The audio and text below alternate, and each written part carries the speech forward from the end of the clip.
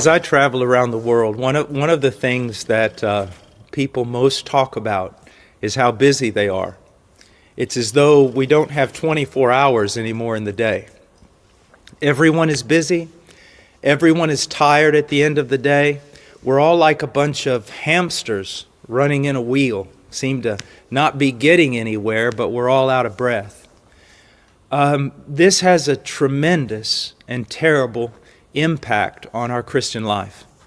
There was a secular psychiatrist, I forget his name, and I don't often quote secular psychiatrists, but he said something like this: there is a saying in English that hurry is of the devil. And he said, no, that's not true. Hurry is the devil. And what he was trying to say was simply that it's one of the things that is most doing damage to the individual, our society, our culture. And I would submit to you it's doing a great deal of damage to the church. There are so many things calling for our attention. And now that we have this explosion of the internet with Twitter and Facebook and websites and such an overload of information, we have less time than ever. Less time than ever. And because people, now don't be offended, but because people are very egocentric and everyone wants to be a movie star, everyone now has their own Facebook page and their own Twitter account, and they're announcing to the world everything that they're doing, everything they are, and everything they believe. Now, some of that, I suppose, could be good, but a lot of it's just a waste of time. Now, the question is, since everyone is so busy, what can we do to affect this problem? Well, first of all, we need to realize something, that we are not called by God to do everything. We are called by God to do His will. So, if we're going to order our life, we must know what God's will is, and that is found in the Scriptures. You know, it seems like every question someone has, the answer is always this: go back into the Scriptures, read the Word, and find out what He has to say.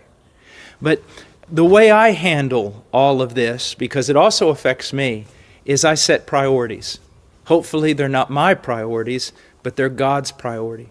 What is my number one priority every day? Number one priority. I would have to say it is meeting with God. Spending time in the Word and spending time in prayer, because it impacts my entire life. If I don't do it, I'm disobedient. And if I don't do it, I'm no good to anyone. You know, Martin Luther said? He said one time, he goes, I am so busy today that if I do not pray 3 hours, I'm never going to get everything done. Now, you see how different his attitude was? We say, we're so busy today we can't pray. He said he was so busy he had to pray so that God would give him help and order his day and help him to get everything done. So the first thing is meeting with God in His Word and in prayer.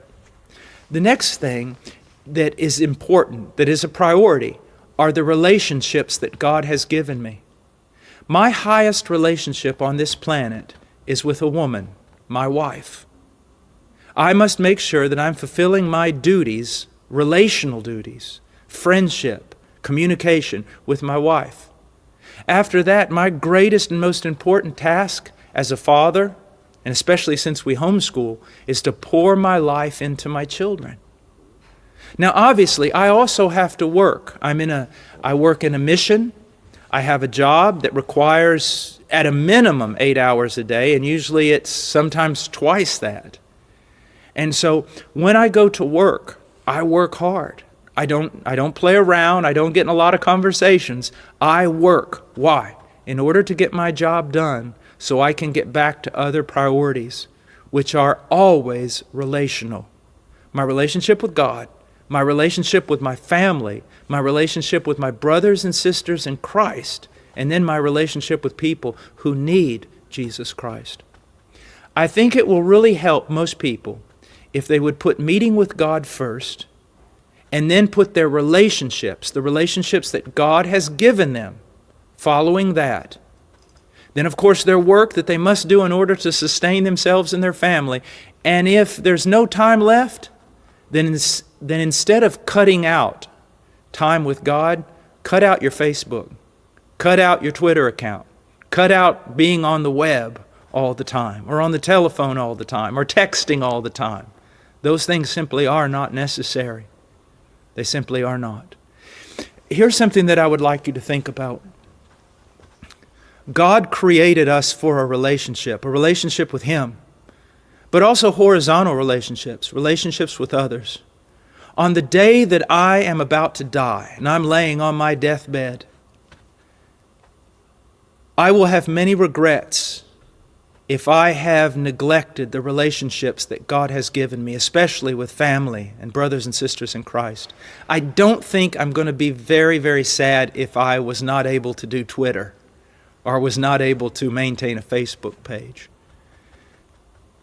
Get your priorities together, and you'll not have much problem with time.